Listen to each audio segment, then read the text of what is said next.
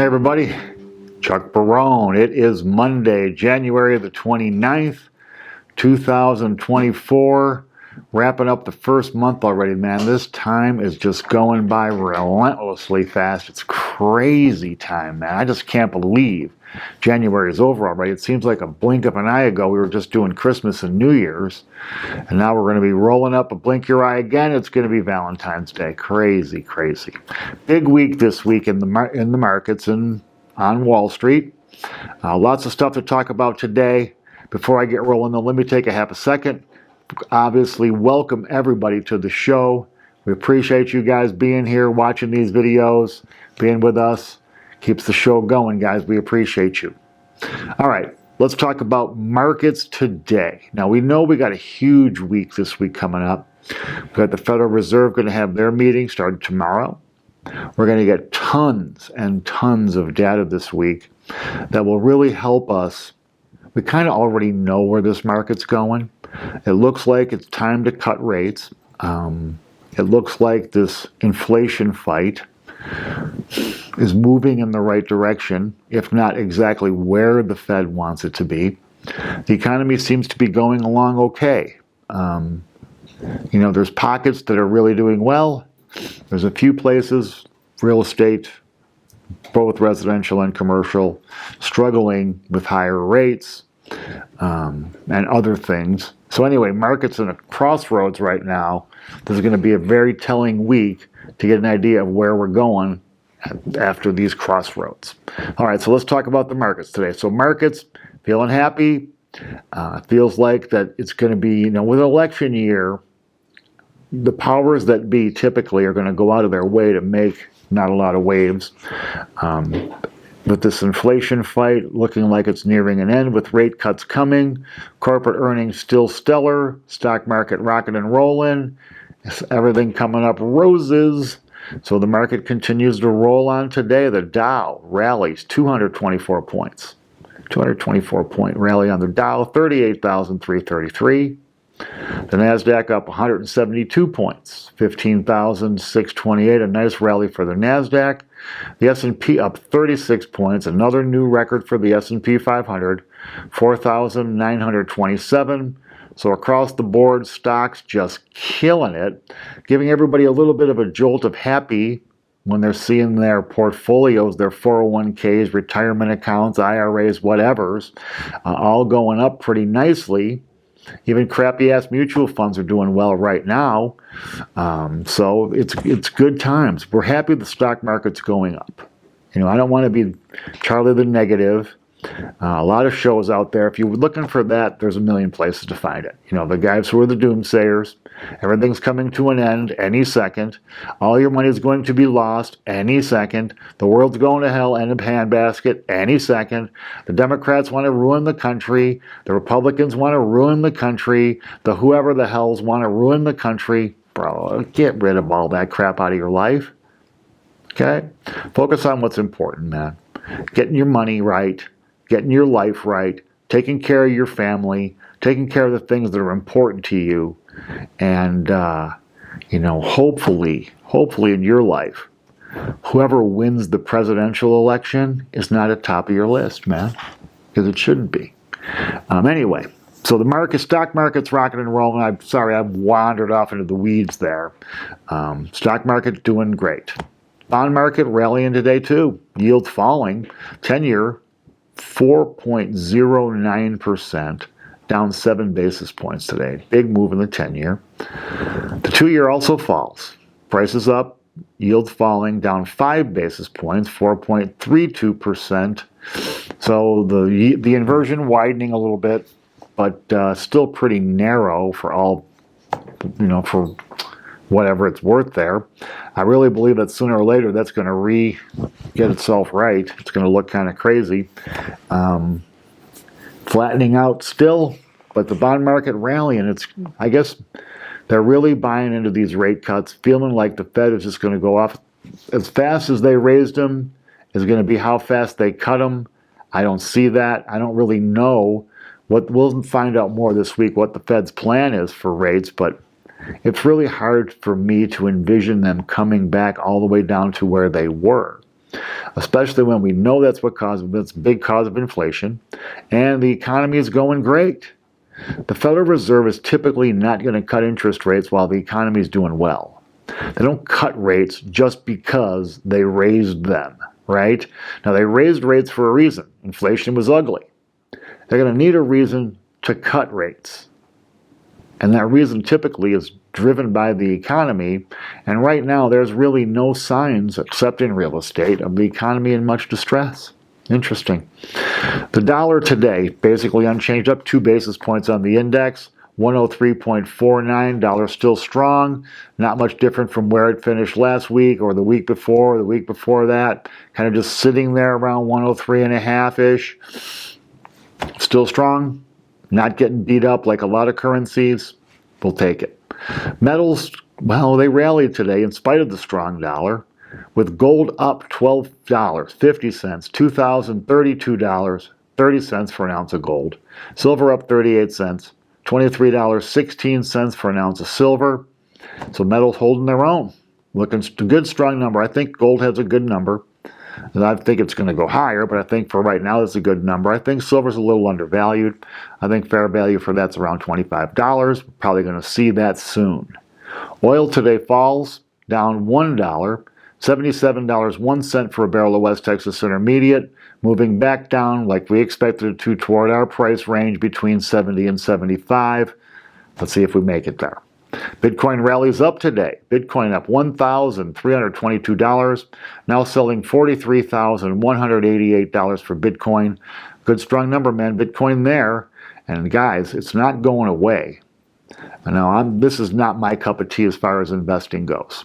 I prefer to, if I'm going to put my money in something, I prefer to understand it a lot better than I understand cryptos. And second, I like to see it backed by something, a business, a piece of property, a whatever. This seems like it's kind of almost like an unsecured loan, more or less. But an unsecured loan that can go from $16,000 to $43,000. Okay, so there's no reward without risk, right? All right, so as we do every Monday, let's talk about the data we're going to get this week. We know we got a massive week coming. Today, basically, earnings starting out. It's going to be a big earnings week as well. So if any of those earnings are notable as far as big hits or big misses or market driving data, we'll be talking about them. Tomorrow, the Federal Reserve, their FOMAC, the Federal Open Market Committee meeting starts. Also, we'll get a report on consumer confidence, which is expected to be up. On Wednesday, the Fed meeting will end, and we'll get Powell at the microphone. The market consensus is pretty much 100%. They're not going to do anything with rates at this meeting. So as far as what they're going to accomplish, there's no excitement to that. The market just waiting on Powell's comments after. Are they going to give us any indication of where they're at as far as rate cuts go? That's what everybody's waiting to hear. Also on Wednesday, we'll get the Chicago Purchasing Managers Index, which is expected to be up. We'll get employment costs expected to be up. We'll get the Mortgage Bankers Index, which is expected to show mixed results on real estate. On Thursday, we'll get jobless claims, which are expected to be down from last week. We'll get productivity numbers, which are expected to be up. We'll get unit labor costs, which are also expected to be up. We'll get the Freddie Mac data. And we'll also get the ISM Manufacturing Index, which is also surprisingly expected to be up, but just barely. On Friday, we'll get the big report Friday, the jobs report. They're expecting 180,000 jobs in January, down from 216 in December. We'll see where that comes. They've been actually undershooting that for a while. We'll see if that trend continues. Also on Friday, we'll get factory orders, which are expected to be up. And we'll get the University of Michigan Consumer Index. That's a big one. That's also expected to be up. So lots of positive data coming, at least the estimates say.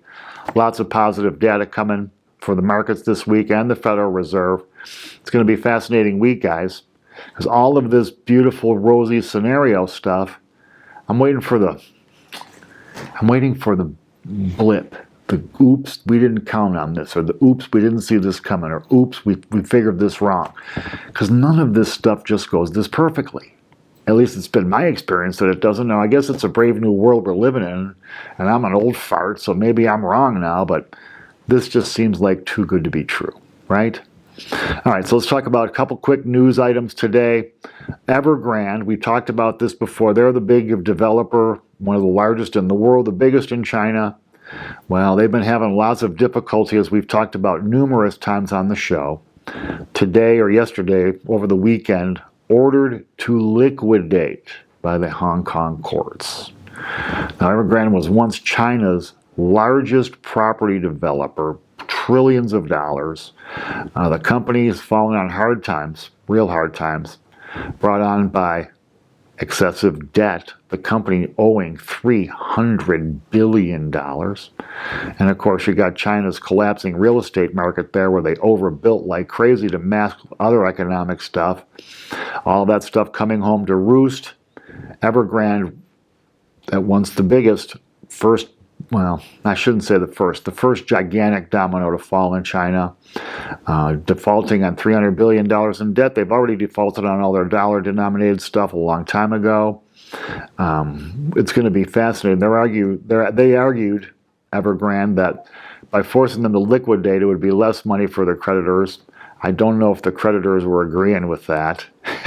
So the judge siding with the creditors, bye-bye Evergrande. It was nice knowing you.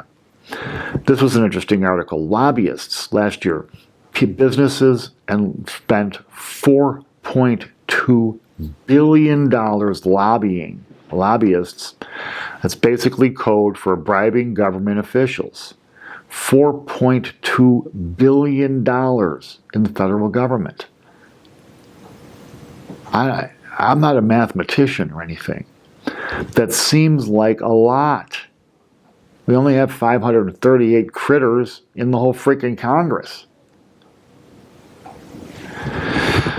I don't know, guys. What the frig's going on with this stuff? This used to be called bribery, plain and simple. Now it's called lobbying. It's all A-OK. This used to be illegal.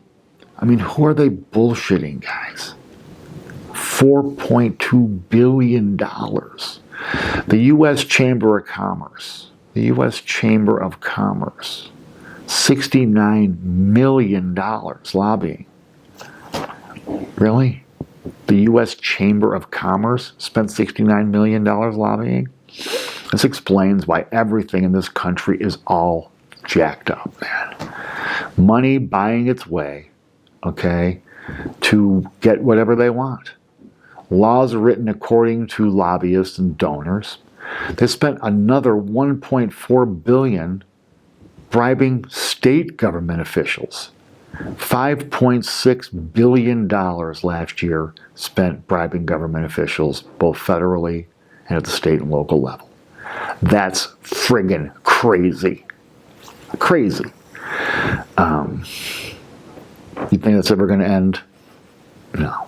Because the people who are benefiting from that, the wealthy, obviously the attorneys and lobbyists, and our Congress, they're the ones who write all the rules and the laws. They got a good thing going here. Why would they end it? I don't think that there's enough little people like us, the schmuckatellis, to protest loud enough to get them off of this money pipeline. Median age, this is a new one. This is another sad one today. The median age of home buyers, now 49 years old. That's a jump from the last time they measured of 10 years. It used to be 39 years old. Now you got to be old and rich to buy a house. Shows the complete dysfunction in the U.S. real estate market right now. You got private equity, hedge funds, and everybody else gobbling up all the real estate, putting prices out of this world for everybody. You know, private equity is expected to own 40% of all single-family homes by 2030. We really want private equity to own half the houses in this country, guys? Horrible stuff, man. Really stuff. Now, it started in 2008 when the real estate market collapsed and they were desperate for people to buy all the houses that had been foreclosed. Hedge funds come into the market then. Well, guess what? They never stopped buying. And now they're the major force in residential real estate. Probably not good for little guys. And last but not least, I was reading this article. I had to laugh. I want to mention it. This pastor ran this crypto scam on the flock. and told the flock how great it was going to be for the church and how this private crypto he had created, was a great investment, low risk. Stole $3.2 million from them, and now said that he misheard God when God told him to do it. I shit you not. He misheard God. Anyway, guys, I'm hearing God loud and clear. It's time to wrap this up for the day. We appreciate you guys taking the time to watch the videos, your support for the show. We'll be back tomorrow to bring you guys the news you need.